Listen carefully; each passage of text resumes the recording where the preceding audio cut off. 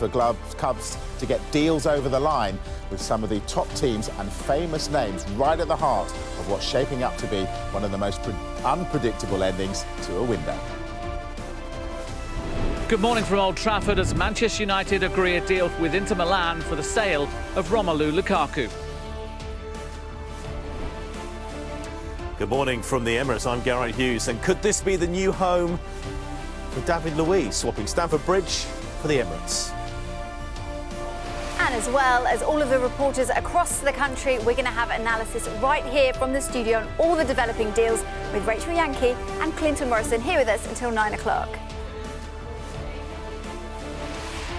Yeah, really busy then. Let's go straight to Old Trafford. We've already had the breaking news this morning. There he is, James Cooper with it. James, give us the latest. Yeah, apologies for looking at the phone, but people are up bright and early in Manchester today, I think with good reason. Sources telling me that Manchester United have reached agreement with Inter Milan over the sale of Romelu Lukaku for around about £80 million, or 80 million euros, sorry, a total deal of that, and that works around about £73 million. A big hike on the £53.9 million I was telling you about 3 or 4 weeks ago before the friendly in Singapore. So there have been negotiations. We know about the to and froing. We know, of course, that Romelu Lukaku hasn't been in Manchester this week. He's been in Belgium at Anderlecht. I think he's probably scurrying on to Milan. We're told that a medical is scheduled there, so it looks as though there's nothing really to stop this deal going through. And I think Manchester United delighted to get rid of a problem, and a problem that was causing them more harm than good. I think they were fairly relaxed that he was out of the country, albeit he was an employee of Manchester United. But I think the relationship had run its course. You know, on the other side of things, he scored an awful lot of goals for Manchester United, 42 in all, and played some magnificent football as Manchester United's number 9. But that it looks to be coming to an end. And as I say, a deal agreed, I'm being told by sources, for 80 million euros, 73 million pounds. Now, I know there's also speculation about additions, and Manchester United, by doing this very quickly, have certainly got time to do that. I'm led to believe it's unlikely. I know that our colleagues in Italy are talking about Mario Mandzukic and Inaki Williams, but Manchester United have been linked with so many players over the past few days, smoking out by agents, smoking out by clubs, trying to get deals sorted elsewhere. And I've got to say, at this stage, I think both of those names are unlikely. But I was told yesterday that United are perhaps working on a couple of things. So things can happen, as we know, on transfer deadline day. But I also know that Ole Gunnar Solskjaer is delighted with his 3 acquisitions, spending £140 million in doing so. And some of the youngsters are coming through, notably Mason Greenwood, who made such a big impact on tour. So not quite the need to get a replacement in for Romelu Lukaku, but I think if Manchester United could do some business, get a big name to replace a big name, they would do. But I think the time is probably against them. James Cooper, live from Old Trafford. Thank you very much for that update. So I've got Rachel Yankee, Clinton Morrison with me. Good to see you, sharp-dressed man. Thank you. You look great too, by the way, Rach. Let's talk Lukaku then. Did they have to get rid of him, given that he didn't really want to be there? Yeah, I think it was time to sort of part company with him. It's just you don't want that in that atmosphere in the change room. It might disrupt other players. It's best to just cut your ties and let him go. He obviously wanted to move, so let him do that. And they've got a good deal there. Yeah, I guess so. Clinton and James just telling us though, they probably haven't got the time to bring in the likes of a Mandzukic. Do they need someone? Yeah, someone different. I think Ole Gunnar Solskjaer is going to play Martial or Rashford through the middle. That's a lot of pace and they'll score goals. But Lukaku was a different type of striker. He was like a big target man who could hold the ball up, spin people and get his goals. So it'll be difficult. But I think Ole thinks he's got enough in there at the moment. So you've got to believe in Rashford and Martial, 2 young, exciting players. Clinton just said, so Solskjaer thinks he's got enough. Do you think he's got enough to challenge? Because they were way off last season. Yeah, I think where you said there, just someone different. Sometimes you've got the pace element, but you still need someone to hold it up. And I think that might be why they're going to sort of really go for it. They might run out of time, but I think you just keep hearing things that are bobbing up. Oh, Man United are in for this, Man United are in for that. So I wouldn't be surprised if they go for someone else. I think we had a look yesterday. They've been linked with something like 32 players in this window because they are Manchester United. But do you think, given what Ole Gunnar Solskjaer has and a new broom and everything, Manchester United could challenge the likes of Manchester City, the likes of Liverpool this season, or are they still a little way off? No, I don't think this season. I think Man City and Liverpool, they've shown even in the game the other day, them two teams are miles ahead. I wouldn't say miles ahead, because I think the other teams will eventually catch up, but there's such a big distance and a gap at the minute. And he's slowly building, Ollie, he's slowly building his team back. I think Wan-Bissaka and Harry Maguire, two excellent signings. I know people will talk about the price tag, but it's because they're young English players. But in particular, Wan-Bissaka, I think he's going to have a great season and be a hell of a player for Man United. Yeah, lots to talk about with you two, but for the moment, thanks. Right, let's get to Leicester, shall we? Rob Dorset has got some breaking news for us and joins us live from the club's training ground. Hi, Rob. Happy deadline day to you. Thank you. Happy deadline day. Yes, good morning from Leicester City's training ground. Bit of early morning breaking news for you. Leicester City have agreed a fee with Sampdoria for midfielder Dennis Praet. Now, this is one we told you about more than a month ago on Sky Sports News that Leicester were hopeful to do, but at that stage, the fee was just too much. Sampdoria were demanding around £24 million. At that stage, AC Milan and Valencia were interested in him as well. Those two dropped out, though. They went elsewhere, which left Leicester as the last man standing. That's meant they've been able to drive a pretty hard bargain, and the fee, I understand, is agreed at £18 million. So Leicester think that's a pretty good deal. What isn't clear yet is whether he's going to fly over to England to discuss personal terms and undergo a medical, or whether that's going to happen abroad. Leicester do have connections over there, because Praet actually came through the academy at OH Leuven in Belgium, which of course is owned by Leicester City's owners, the Srivadhanaprava family. They bought it 2 years ago, so they know a little bit about Praet. And what I've been told is that he's like a Rolls Royce on the ball with a very good engine, is the way it's been described to me. A box-to-box player, could do a really good job. Brendan Rodgers very, very keen on him. Of course, Leicester keen to get in a centre-back as well if they can on this deadline day, having lost Harry Mcguire for £80 million. My understanding, the latest information I have there, is that the price that Burnley are asking for James Tarkowski is just too high, in excess of £50 million, that Leicester aren't prepared to go anywhere near. They don't want to overpay, having earned that big fee for Harry Maguire, so they may well go with what they've got. Kagla Soyuncu, Ayo Benkovic, you've got Wes Morgan, and of course Johnny Evans as well. The two youngsters, Benkovic and Soyuncu, may get more of game time this season, and Leicester will see how they go with those before maybe looking again in the market when there may be better value in January. So it's all happening at Leicester, but Dennis Praet is the name on everybody's lips right now. £18 million fee agreed. When can they get that deal over the line? Of course, they've got until 5 o'clock tonight to get it done. Thanks very much, Rob. So, Rachel, it seems like Leicester have already spent some of that fee that they got for Harry Maguire. It's a lot of money. How do clubs get value for money then, knowing how much money Leicester have just got? Well, that's the problem, isn't it? Once you sell a player and everybody sees what the fee was, they're going to, they're up their prices. So that's the nature of it now, and it's tough out there. And what are the realistic ambitions, do you think, for Leicester and Brendan Rodgers this season?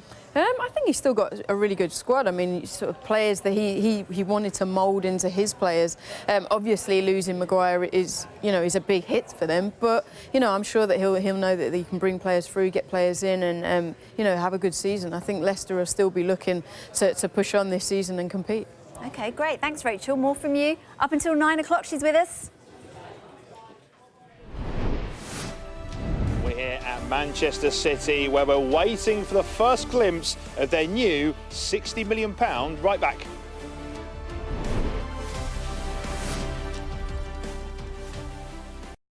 Yeah, you enjoy your swim. I'll just guard your towels.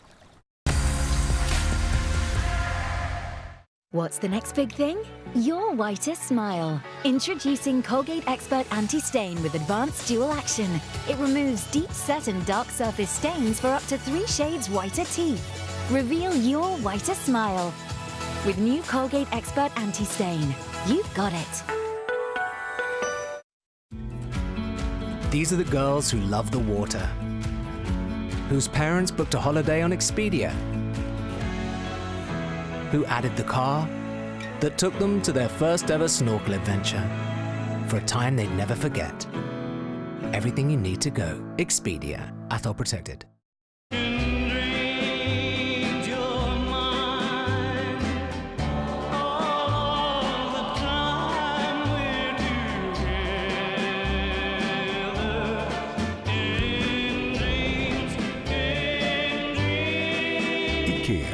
wonderful every day. Just met a girl who's trained in armed tactical combat. She likes to punch trees. What? Her dad trains her. He was like, Hannah, you have to defend yourself. They're coming to get you. And how'd you meet her? You haven't seen Hannah? Incredible series. You gotta download it. No time. You're on 5G with EE. You can download it in seconds.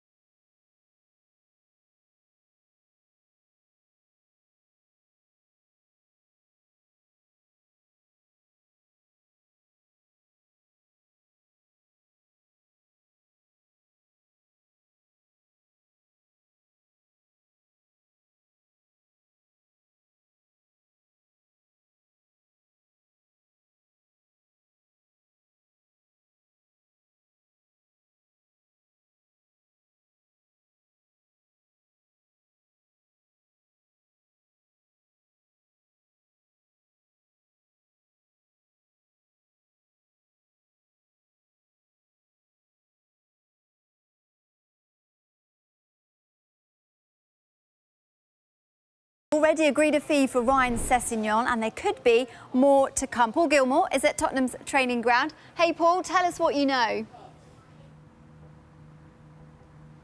Yeah, just after 7 o'clock. Usually it's so calm and peaceful here on deadline day at Tottenham. But yeah, they're already closing in on two signings. Those two players are Giovanni Lo Celso and Ryan Sessegnon. We know both for both players, deals are agreed. Spurs will pay 25 million for Sessegnon, with Josh Onuma going the other way to Fulham. On Lo Celso, well, he's expected here for a medical today. Personal terms, we're told, are not expected to be a problem. So Spurs moving on the final day with these two players. Will more follow?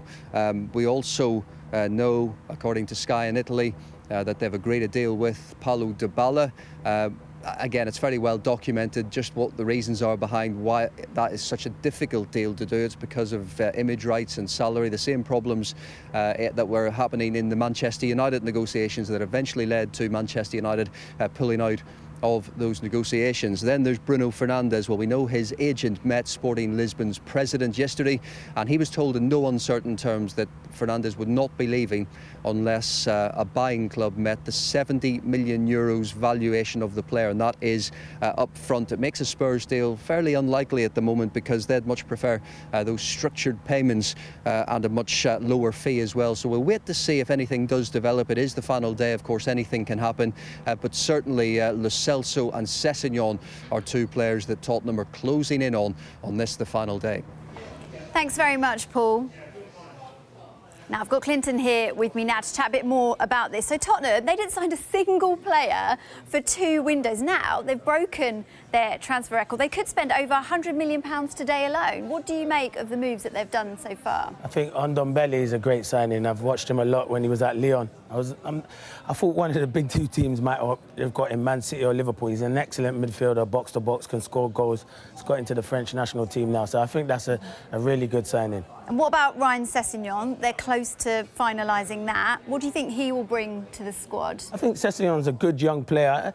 Lots of talk of will he play left back. I don't think he's a left back. I think he's better going forward. Obviously, there's rumours of Danny Rose staying or going. I'd love to see him staying at Tottenham. I think Danny Rose is a terrific left back when he's fit. But I think Sessegnon will be a really good addition to Tottenham Hotspurs, and he will learn a lot working under Pochettino. OK, fantastic. Thanks, Clinton. Back to you, Mike. Thanks very much, Bella. Now, admit it at home, you did not know that David Luiz could go from Chelsea to Arsenal. Admit it. We've sent our top man, Geraint Hughes, to Arsenal to give us more on this deal. Geraint, very good morning. Didn't see this coming. Tell us what you know. That £10 was well spent for you to call me top man there, Mike, wasn't it? So £10 worth spending from me there to you there, Mike. Yeah, David Luiz, when that one came out yesterday, Dame Chef, that news yesterday, I think a lot of people were scratching their head. Where did that come from? Well, let's give some context to why. Arsenal want a centre-back. Unai Emery spoke with him yesterday, very, very clear, quite transparent, quite open about the reasons behind why they need a centre-back. Also the process, what they've been looking for as well, that they've been looking... So they've been looking for... a centre-back for a while. The process of getting it was with Emery that they would only sign somebody if they fitted in the group. They were not, I think he used the phrase, if there was a second-rate centre-back, that it wouldn't fit. It wouldn't work with Arsenal. They wouldn't buy them. They'd looked at options throughout the summer. They haven't been able to pull them off. Well, David Luiz, yes, it's maybe come at the 11th hour, but it may well work for Arsenal. He is 32. He is vastly experienced. He does play at Chelsea, so there is a little bit, I suppose, of baggage, if you put it in those terms. But just look at his vast experience. That is what maybe Arsenal need when it comes to their defence. It's been an Achilles heel, hasn't it, the last couple of years, Mike? What's 50-plus goals they've shipped the last 2 seasons. They need somebody not only who is a class act on the pitch, but knows how to make everyone else around them play to a better standard that Unai Emery wants as well. So that David Luiz deal, we'll keep a close eye on that this morning, whether that one does get over the line and he makes the short move from West London here to North London at the Emirates. But one thing that will be close to being signed, sealed and delivered is Kieran Tierney, the Celtic left-back. £25 million. That's a Scottish record transfer fee for him. Highly, highly rated, not just in Scotland. Apparently he's been on the radar of Arsenal for some time. 22 years old. He's had his injury problems towards the back end of last season. But as I say, Arsenal, he's been on their radar for a long, long time. And at last they've finally got their man in terms of Kieran Tierney, the left-back there. Very, very highly rated as well. Some real competition if you're a Scotland fan there as well. You've got Andy Robertson up at Liverpool and Kieran Tierney coming down here to Arsenal. Two very, very good young left-backs there. So it'd be interesting to see how it pans out. Maybe if you shift a little bit in the field from left-back towards centre-back, who will come in? Will David Luiz, that deal, get over the line? Just to bring you a couple of other details, maybe a couple of outgoings. Eddie Nketiah as well. Talk about him going to Bristol City. Probably much more likely a loan deal to Leeds United with regard to him. And also centre-backs leaving, possibly Mustafi. He might leave Arsenal today. Don't know whether it'll be a loan or a permanent deal, maybe going out to Liga side somewhere. I'll get some more news on that later on today. Geraint Hughes, thank you very much. I'm going to get top man written on the graphic under your name when we use it. Thank you, Geraint. David Luiz. Arsenal often criticise about their defence. Is his defence good enough to be the man to improve them? I think it's a shock to everybody to hear that, but I think he's a fantastic footballer in the way that Arsenal play, you know, driving out on the back, fantastic. He's still got a liability in him for me, so I don't think it will solve every Arsenal problem, but I think it's a great signing if they can get it. Is it? Now, why is it a great signing? Just because I think his character. I think something that people have questioned is the character of Arsenal and the players and who's going to be that real leader. Well, he seems, and I don't know him personally, but he seems like a real fun guy, brings everybody together and a leader on the pitch. So I think in that respect, I think it's a really, really good signing. Geraint Hughes waxing lyrically then about Kieran Tierney. Are you impressed with that deal as well? Yeah. I mean, Arsenal have been looking at him for such a long time, and I just look at Robertson at Liverpool, and you know, no one knew who he was, and look how well he's played, and he's a fantastic player. If Tierney can come over and do that at Arsenal, and he's got a great platform to be able to do that, that's a fantastic signing as well. Indeed, Arsenal doing a bit of business. Now, this has been one of the longest running sagas of the transfer window. Yesterday, Wilfried Zaha handed in a transfer request at Crystal Palace. So, could he be on his way to Everton? Fraser Dainton is on Merseyside for us. Hi, Fraser. Yeah, good morning to you. A lot of focus on Everton today. They've been one of the busiest clubs in the transfer window so far. 6 new players coming through the doors, and we are looking to see whether there might be another couple of faces, perhaps one, maybe even two more through the door at some point during the day today. Wilfried Zaha, of course, the main focus of that. Now, as you say, we understand that he put in a transfer request yesterday amid reports that we'd been told that a £70 million plus two players bid had gone in and been rejected. Crystal Palace seemingly refusing to budge on their valuation of the player. Since then, of course, James McCarthy has already gone on the transfer window to Crystal Palace itself, so we're waiting to see whether or not a different bid, a restructured sort of bid, will be going in at some point during the day today. The other player that's being mentioned, of course, Alex Iwobi at Arsenal, a £30 million bid rejected for him yesterday, we understand. So we are keeping our eyes open and our ears open as well to see whether or not there will be further bids going in to those two clubs at some point soon. Not too many people are around here at Finch Farm at the moment, but this could well be the calm before the storm. Thank you very much, Fraser. Well, former Crystal Palace striker Clinton Morrison conveniently still with us. So, Clinton, is this the right time for Zaha to make a move? Yeah, to be careful what I say here, but no, because Palace fans. But no, I think he served Palace really well. I understand why the chairman wants to keep him, because he didn't want to lose probably two of his better players in Wan-Bissaka obviously that played well last season, and Wilfried Zaha. Wilf's a special talent. He wants to obviously go and test himself with some better clubs. But it's a difficult one, and I understand why he wants to leave, though. I totally get it. We understand that the club turned down £70 million plus two players from Everton. So does that represent a good deal or a Palace right to hold out for even more? That just goes to show me Palace don't want to sell Wilf, because, as I said earlier, he's special. He is Palace talent, man. You go to the games and you watch all the young kids. They've all got Wilfried Zaha on the back of their shirts. He's really loved that in South London, and I've watched him many a times. And I played a lot of football.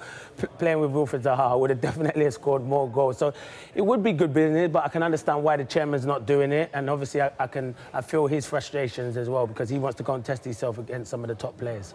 Well, from Everton's point of view, do you think that bringing in Zaha could get them into the top six? Oh, definitely. He's a special player, and everyone might be saying you're waxing lyrical about him, but I watch him regular, and he's special. If the game's 0-0 and it's tight and you want someone to do a bit of magic, he's the man to do that. So you can see why Everton are trying to push this deal, and also at the same time I can see why the chairman, Steve Parish, is standing strong, because if Palace lose Wilfried Zaha today, it'll be difficult to bring in replacements. OK, thanks very much for now, Clinton. Some breaking news from Mike now. Yeah, happening all the time. Developing story going on at Newcastle. Keith Downey is there for us. Keith, what have you got?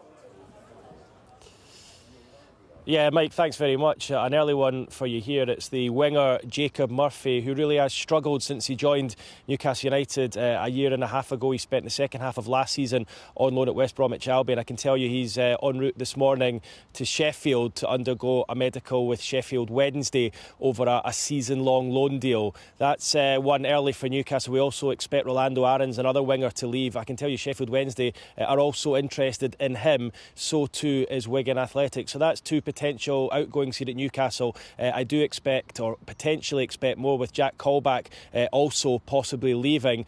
But there's also room for arrivals here at Newcastle United today. I spoke to Steve Bruce on Tuesday, and he said they're still trying to do a couple of bits. Well, one of them was Emil Kraft, who arrived here at the Newcastle training ground yesterday afternoon, late afternoon, for his medical. The Swedish international right back. Newcastle have been after him for some time.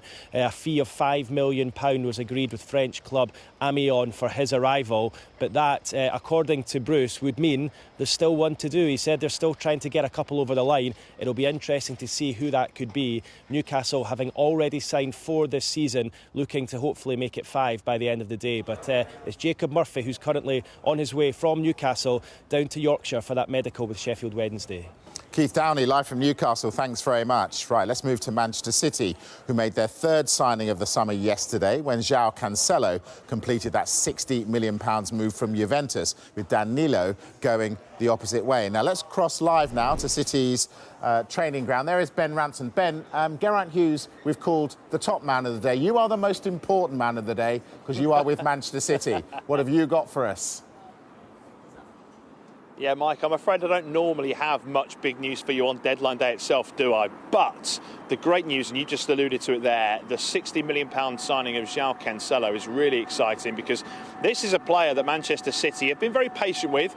In true City style, this is the way they like to do their transfer business. They identify a list of targets and they work behind the scenes quietly, just trying to get them over the line. And crucially, they try to get them over the line for the fee that they want to pay. And this deal on paper looks fantastic value. In many respects, you can ignore the £60 million price tag and you can ignore the Danilo £34 million price tag going the other way. That, as much as anything, is for the assets and for the books when that comes out, when they do their end-of-year reports. The main part of this deal, the things to remember, João Cancelo, a Portuguese international right-back with so much pedigree, is coming in for £26 million with Danilo going the other way. That represents seemingly a fantastic piece of business for Manchester City, not least when you consider they first went in for João Cancelo and first had conversations with Juventus back in June, and at that point Juventus were not willing to entertain the idea of a swap deal and they wanted £55 million cash, straight fee. So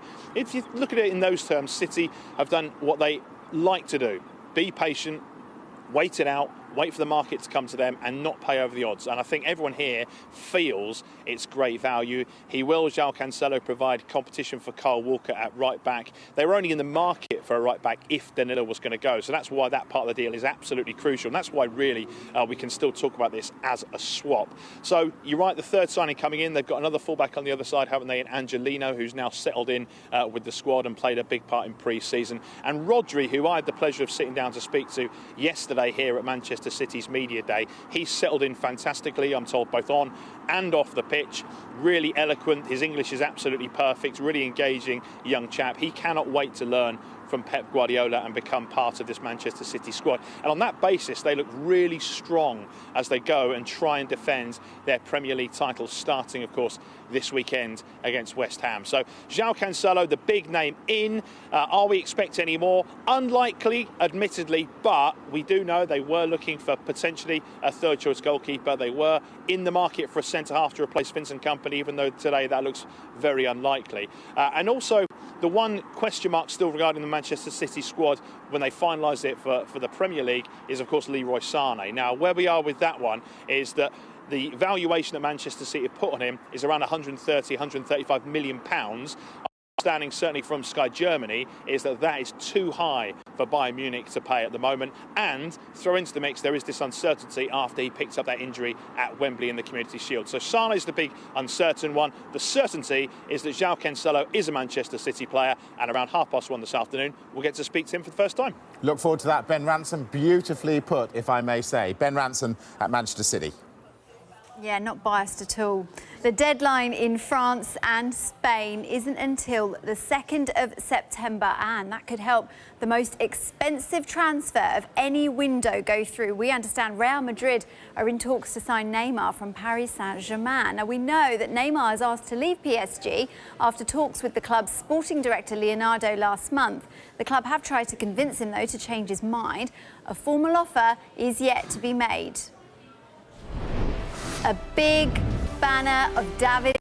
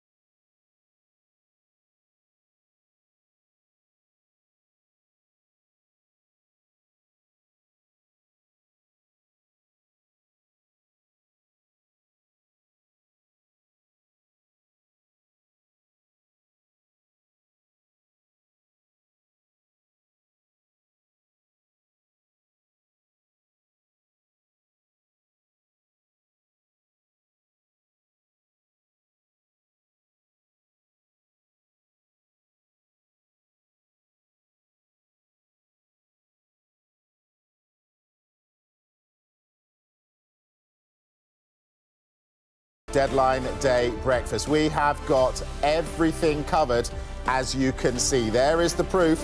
If anything happens, we are across it. That is a scene above us here at Sky. That's what we look like. And we are keeping an eye on absolutely everything. So if anything moves, you'll hear it here first. Deadline Day on Sky Sports News. Is there anything better? It's better than my birthday, this. Really, I love Deadline really fun, Day. Isn't it? Come on. Welcome back to Deadline Day at breakfast. All the big deals already developing, and Tottenham look like that they will be busy in the final hours of the window. They've agreed a deal up to £30 million for Fulham's Ryan Sessegnon. The move is worth an initial £25 million, with Josh Onomah heading to Fulham as part of the deal. It means that Spurs have agreed deals and are discussing personal terms with Sessegnon, Giovanni Lo Celso and Peluda Bala. It could also be a hectic finish at Manchester United. Sky in Italy say they are back in talks to sign Juventus striker Mario Mandzukic. United could want a striker if Romelu Lukaku's move to Inter goes through. And our colleagues in Italy are also reporting United are interested in Athletic Bilbao forward Inaki Williams. He has made more than 200 appearances for them, despite only turning 25 this summer, and he's got an £81 million release clause. I pushed out Bella, I've got Rachel and Clinton back. Clinton, I want to talk Wilf Zaha. I mean, if that deal were to happen and he were to leave Palace, that would probably be the most significant deal today, or certainly on for Palace. Can you see that happening? You put me on the spot there.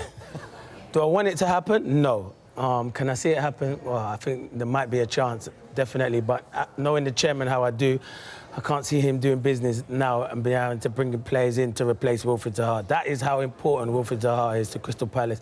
And I think we always say about players and stuff, and I'm not being disrespectful to the rest of the team, because there's players there, because there's a lot of good players at that football club, but he wins football matches, and when he's not in the team, it's very noticeable that Palace don't win enough football matches. So if they do lose Wilfried Zaha, it will be a big blow for Palace.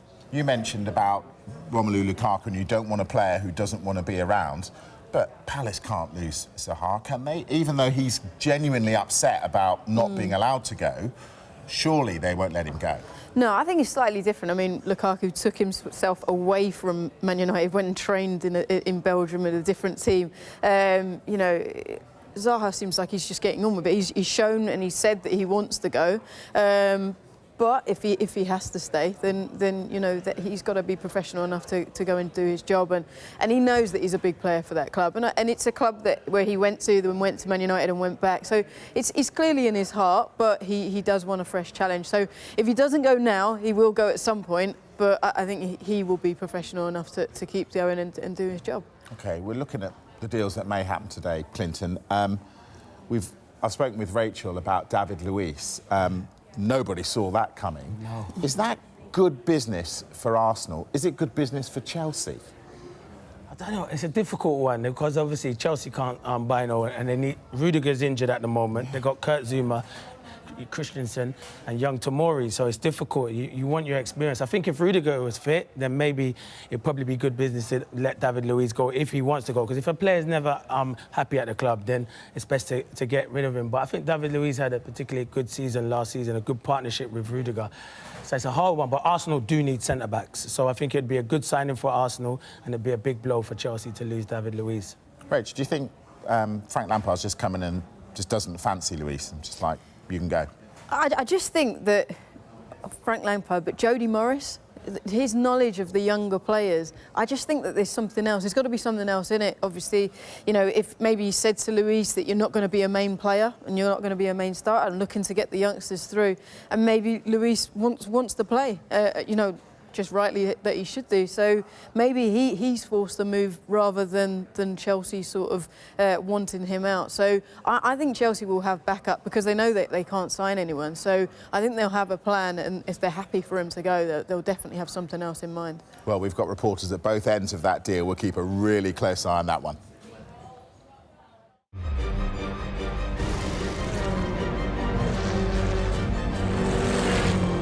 Tag Heuer sponsors Sky Sports News in 60 seconds. Here are your headlines on Thursday, August the 8th. It's transfer deadline day. We understand Tottenham have reached an agreement with Fulham to buy Ryan Sessegnon in a deal worth up to £30 million. Romelu Lukaku arrived in Milan overnight ahead of a £73 million move to Inter from Manchester United. The window doesn't close across most of Europe until the start of September. We're told Real Madrid are in talks with PSG to sign Neymar. Manchester City have signed João Cancelo from Juventus for £60 million. As part of the deal, Danilo moved to the Italian side for £35 million. And Leicestershire Foxes captain Colin Ackermann set a new world record in T20 cricket by taking 7 wickets for just 18 runs in last night's win over Birmingham Bears. And don't forget our social report in case you missed it. It's available on Sky Sports Facebook and Twitter. Sky Sports News in 60 seconds, sponsored by Tag Heuer. Transfers happening all over the place today, and at least one piece of business is expected at West Ham. We understand they'll complete a move for the Basel striker Albion Ajeti, and it'll cost them £8 million. Now, he was left out of Basel's squad for their Champions League qualifier last night. He scored 14 league goals in each of his last 2 seasons. Meanwhile, a Premier League winner could be heading to Burnley today. We're told the club have inquired about taking Danny Drinkwater on a loan deal from Chelsea. The former Leicester midfielder fell out of favour under Maurizio Sarri and hasn't played a Premier League game in more than a year. Now, Watford are one of the clubs hoping to have a new record transfer for them in the form of the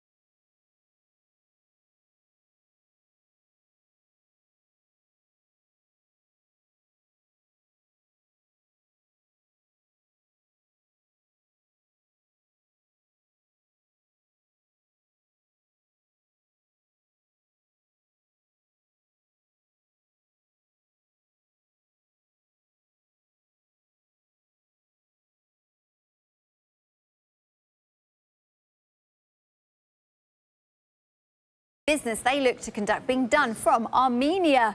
They've made the 6,000-mile round trip there to play FC Punic in the 3rd qualifying round of the Europa League. The reality is that the market is still open, so let's see. When it's closed and it's finished, we're going to talk about it. Are there any particular areas you want to strengthen, or have you done most of that already? We never did it publicly. All the work that we do inside. It's going to be tough. They did well the previous round. We'll be analysing at home. Always a tough team, so we expect a tough game. In football, there's no favourites. We have to play the game. Rangers are also in Europa League action tonight against FC Midtjylland, and Alfredo Morelos is expected to be involved in the game as he looks set to stay at Ibrox beyond the closure of the Premier League window. Now, this was the Colombia striker at Glasgow Airport yesterday as he left for Denmark with the Rangers squad. Morelos is understood to have turned down a 3-year deal worth £10 million per season from Hebei China Fortune last month. Rangers captain James Tavernier on the left here is another player who's been linked with a move to the Premier League. He was also on the plane as Gerrard's team looked to reach the playoff round. It's going to be a busy one. You can just feel it, can't you? We've been asking you all morning who you want at your club, so let's get straight to it. We're going to start with Kun Fahim. I like what he's done there because he's a Manchester City fan. Kun. And he says this: He says, keep Leroy Saarne and support him during injury and rehab. Say no to Bayern, happy with the squad. Come on, City. Clearly a man of taste and discernment. On the other side of Manchester, we've got this from AAB, who says priority, a good midfielder, right winger or a Lukaku replacement. You've got a right winger, haven't you? Dan James, surely. Tom Coles got in touch as well. Bale on loan, Bruno Fernandez and Mandzukic from Manchester United would do me. Of course, I'm dreaming. Well, you never know. It is deadline day and almost anything can happen. And this from Kingsley, who supports West Bromwich Albion, says, simple, goal scorers. Let us know who you want at your club and we'll read it out. Coming up, we'll be hearing from one man who knows all about...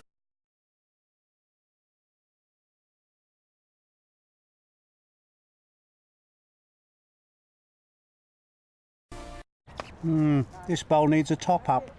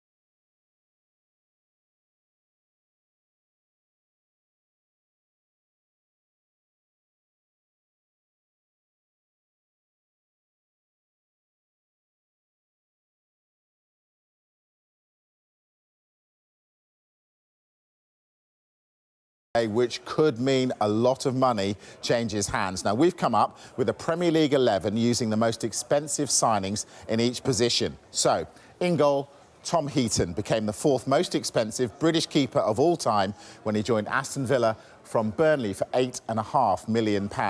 In defence, we've got the world's most expensive defender. There he is, Harry Mcguire, £80 million that he cost. Manchester City's João Cancelo, of course, nearly their record signing. Villa's record signing, Tyrone Mings, and also Aaron Wan-Bissaka complete that back four. In midfield, we've got two club record signings. Tottenham's Tanguy Ndombele and Manchester City's Rodri. And they're joined by £40 million Chelsea man Mateo Kovacic. And the front three are all club record signings. We've got Arsenal's Nicola Pepe, Sebastian Haller, and also Newcastle's Joelinton. Now, the overall cost of that team, £547.5 million, which is about half of what we pay Bella Shah. Well, speaking of top dollar, we can speak to Jessica Crichton now. She's at Brighton. They narrowly stayed up last season, so they're going to be wanting to do some late business. Hey there, Jess. Yes, good morning, Bella. Well, this is a club, as you rightly say, that's undergone much change in the last few months following that shock sacking of their manager, Chris Hughton. They've now got a new boss in charge in Graham Potter. They've recruited some new players and they've also got a new playing style. And they certainly haven't been shy in spending so far this summer, twice breaking their transfer record. First with Leandro Trossard, who they brought in from Belgium's side Genk for 18 million. That was then surpassed when they brought in Adam Webster, the defender from Bristol City. He came to the club for 20 million. Of course, he was one of the Championship's standout players last season. And in the last few days, they've added some firepower. They've brought in a striker in Neil Maupay from Brentford, also for about £20 million. So they have spent well this summer, but the only area where you could say they might still be lacking is in midfield. Now, they have been linked with Huddersfield midfielder Aaron Moy, the Australia international. And unlike their other signings so far at Brighton, he's a little bit older at 28 years old, but he's also, most importantly, has Premier League experience. But Brighton might face a bit of a race to sign this player because other clubs are said to be interested. Now, he is a player that would bring creativity to Brighton. There's particularly what they're missing, that playmaking ability just beyond the front three. So he is definitely a player that Brighton are interested in. But on the whole, Brighton have recruited well this summer, but they may still be in the market for a midfielder. Of course, Bella, I will keep you updated throughout the morning. Fantastic. Thank you very much, Jess.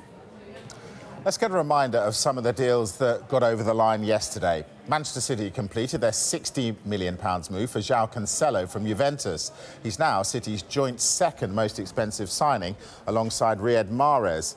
But as part of the deal, Danilo moved to Juve for £35 million. Now, what about Everton? They had plenty of knockbacks yesterday, but they did confirm the signing of World Cup winner Djibril Sidibe on a season-long loan deal from Monaco. Now, the club also have the option to buy the France fullback, who becomes the club's sixth signing of the summer window. James McCarthy left Everton to join Crystal Palace for a fee, we understand, to be up to £8.5 million. He only managed 14 minutes of football last season after he suffered a double leg break in January 2018. Palace have also added midfielder Victor Camarasa to their squad on a one-year loan deal from Real Betis. He spent last season on loan with Cardiff. Let's get a reminder of some of the breaking news in the last hour. Inter and Manchester United have agreed a £73 million fee for Romelu Lukaku. Now, the Belgian arrived in Milan overnight and there were 200 fans there to greet him at the airport at 2 in the morning as he becomes the club's record signing. This is the reception he got.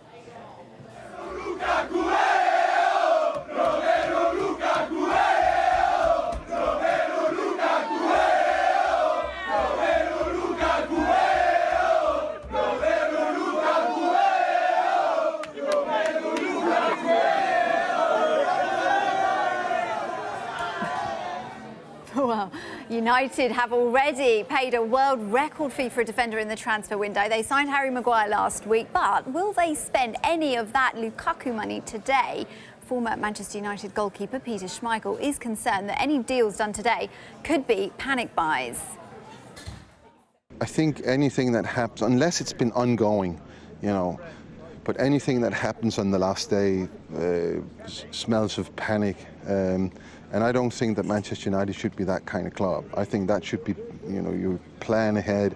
You already now know what you're going to do in the next transfer window and the next. So you're just trying to get these deals done If you come up with a good idea today, a day before it closes, I don't think that's not the kind of club that Manchester United is. Now, when you think deadline day, you think Peter Odemwingie, don't you? You remember 2013, he thought he'd secured that deadline day switch from West Bromwich Albion to Queen's Park Rangers. He drove to Loftus Road to complete the formalities of the deal, but that was as good as it got because he was left outside the stadium in his car. No deal reached between the clubs. Well, deadline day may bring back painful memories for him, but he's still excited about what will happen today. It will be an exciting day, as all of them, because some clubs, after the pre-season friendlies, they know they still lack quality in a few areas. They will look to strengthen and try and get the best deal they can. Do you follow it? Yeah, of course. I follow it. Interesting just for the careers of players, and being one that wanted a move and there was just a little time left, you just hope things get done for players who are looking to move because of different reasons, like they're not playing enough. I heard yesterday Coutinho was looking for a move back to England, and if he's not going to be playing in Barcelona, even if it's such a big club, a player with his quality needs to be playing every week. So hopefully maybe to see him back in the Premier League. Well, how many more clubs are going to break their transfer records today? We really want you to get in touch as well. You can use the hashtag Deadline Day. And we've also been asking you where you're going to be watching the coverage. You've been delivering from all across the world. Let's take a look at some of what you've been sending us in. So Fedash says, poolside in Turkey. OK, pretty good. Let's look at this next one from Joe. I'll be watching in Bali. Can't wait to introduce Jim White to the people of Bali. I don't know if the people of Bali are ready for that. And then what about this one? The North Sea. Not bad at all. Look, let us know where you are today. Keep them coming in at Sky Sports News. Use the hashtag Deadline Day.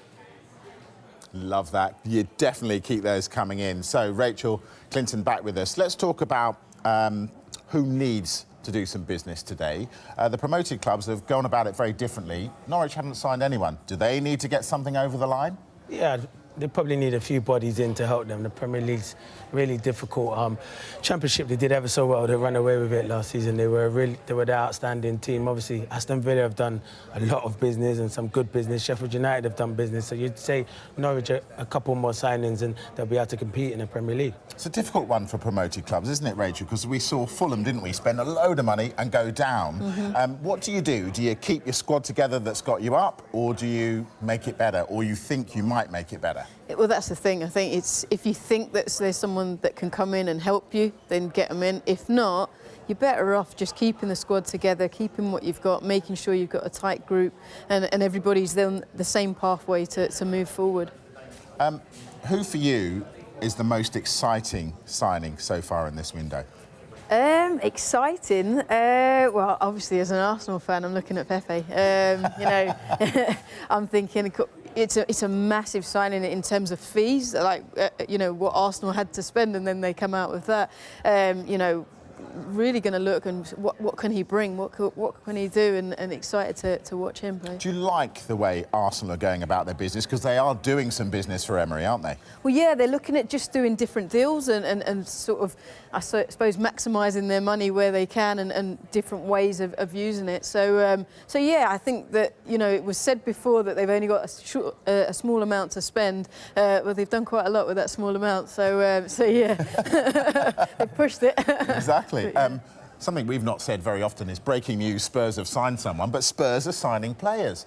Do you think, finally, they're saying, do you know what, we've done pretty well without signing anyone, but if we do, we might just make the difference and challenge? Yeah, definitely, because they've got a terrific manager in Pochettino, and he came out and really had a little bit of an outburst, and then all of a sudden Tottenham start signing players. But because you don't want to lose one of the best managers there is in world football at the moment, but what he's done with that team has been breathtaking. So if you back the manager, then they might be able to compete with the Man City and the Liverpool. So I think I think they'll do good business today, and I think they've done good business so far.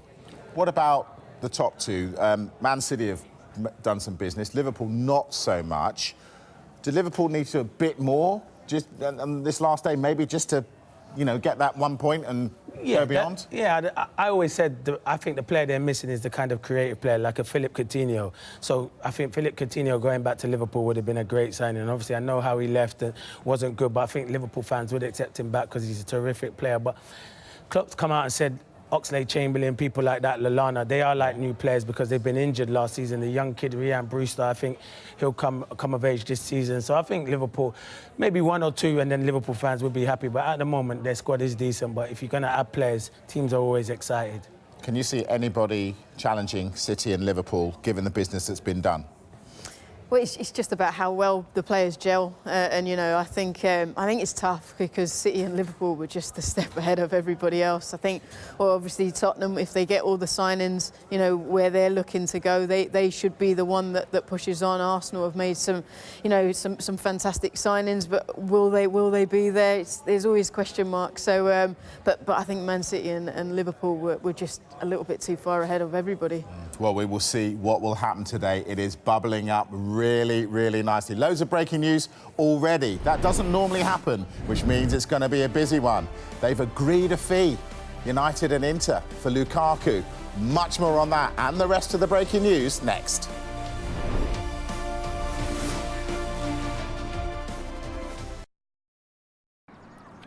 Easy, Joe. What are you throwing things at him for? This programme is brought to you